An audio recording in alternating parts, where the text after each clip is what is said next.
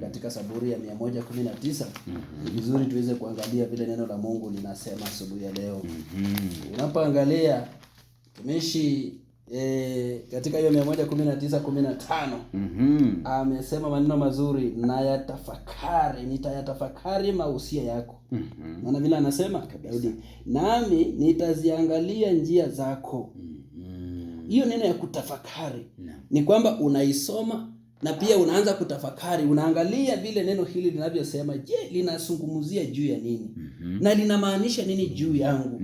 Sasa ni kutafakari. Na Daudi pia alikuwa anatafakari, anasema nitayatafakari mausia yako, nami nitaziangalia njia zako. Na akasema katika fungu la 16, ndugu Nick akasema ya kwamba nitajifurahisha sana kwa amri zako, na sitalisahau neno lako. Unaona vile anasema ni vizuri ya kwamba neno hili ukishapata ni kwamba unahitaji kuitafakari. Usisome tu na unatupa hapo, unasema sasa wacha nitoke na mawazo yangu. Hapana. Unaisoma kisha unaanza kutafakari, je, neno hili linazungumzia juu ya nini? Lina maana gani? Lilizungumza kwa wakati gani? Lilikuwa linazungumzia nani? Kwa hivyo ni kutafakari. Na inafaidi yule mtu ambaye unashare na yeye. Lakini unapolisoma na kuacha hivyo, tena unabaki bure. Linakaa kidogo na linatoka. Lakini wakati linaitwa deep Bible study. Unaposhare tena unaendelea kufanya namna gani? Kujiimarisha zaidi. Unaendelea kujiimarisha. Na hiyo maneno mengine ambayo ulikuwa bado hujashika tena yanaingia kichwani. Jambo hili ni nzuri sana mwalimu. Ninapomalizia sema ya kwamba ni vizuri ya kwamba tuweze kuwa uweze kuchukua maandiko mafupi. Mwandishi hapa amesema ya kwamba chukua kitabu cha Jona, anasema ni vizuri uweze kuangalia sehemu fupi na usome vizuri. Angalia na unaposoma uisome uweze kuelewa. Na mtumishi Pastor Kogo, ninapoangalia pia unapata kwamba kuna vile ambavyo wengi wanachukulia. Nilikuwa naangalia hata tukiwa shuleni pale, ukisoma hisabati ambaye anajua. Sasa nakwambia mimi kwa sababu najua, si rahisi afundishe mwingine kwa sababu anajua akifunza yule mwingine atapita. Sasa anabaki nayo na inakuja tena kwa mtihani unapata alianguka. Sasa kumbe kuna shida wakati ambapo unajua kitu na usemi, ama inakuaje tunapojifunza Biblia?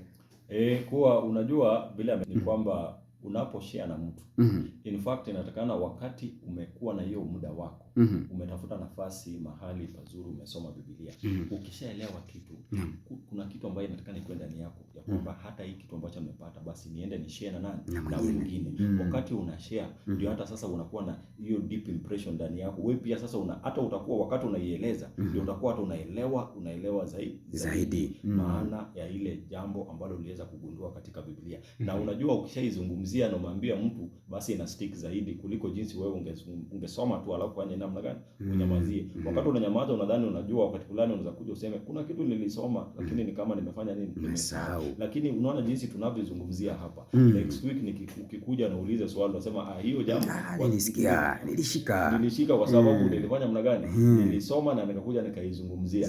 Ndio kwa maana mimi by the way acha niwaambie tu kweli, kama kuna kitu napenda ni mambo ambayo tunafanya hapa. Ya kwamba sihitaji hata kulipwa kufanya jambo fulani aswa kulingana na masuala ya nini ya kushare neno la Mungu. Ya kuwa naipenda ndani yangu sana. Na kwa hivyo nikisoma huwa nataka nafasi ya kuweza kufanya namna gani kuweza kushare na wengine. Kwa sababu najua na hivyo ndio tutaenda pale ile double blessing ya kwanza ya kuwa wakati ninashare na wengine watu wengine wanapata hiyo mibaraka ambayo iko ndani ya Biblia, wanapata kujua makusudi mausia wa Mungu ndani ya Biblia. Na hata mimi pia nazidi kuimarika zaidi. Na kwa hivyo jinsi mtumishi wa Mungu amesema, amepeana mfano wa kwanza. Kuna mfano kama 2-3 hivi ya kwamba lazima uanze kusoma Biblia kwa kuomba. Uwezi fungua tu na kufanya nini kuanza kusoma. Unasoma. Kwa nini uombe? Unaalika uwepo wa Roho Mtakatifu ili aweze kukusaidia, kwa sababu anasema yule Roho atakapokuja atakusaidia kuelewa. Akisha kusaidia pia tunaambiwa tuandike. Sikia kabisa. Na mwalimu kidogo kabla hujasonga. Unaposoma kimya unaponyamaza hivi unaona tena mawazo shetani anachukua anapeleka anasema na hiyo shamba bwana. Hiyo kabeji sasa inakuaje? Mvua imenyesha mingi. Mvua imenyesha. Na huko unasoma kimya. Unaacha kusoma. Sasa mawazo inaanza kwenda huko, inatembea huko. Unatafuta mtu wa kununua hiyo kabeji sasa kwa siku tena. Sasa Sasa anasema ni vizuri kusoma kwa sauti. Soma heri walio kamili. Kwa ajili anasema njia zao. Walio kamili njia zao, watendao katika sheria ya Bwana. Unaposoma hivyo kwa sauti, hiyo sauti unaposoma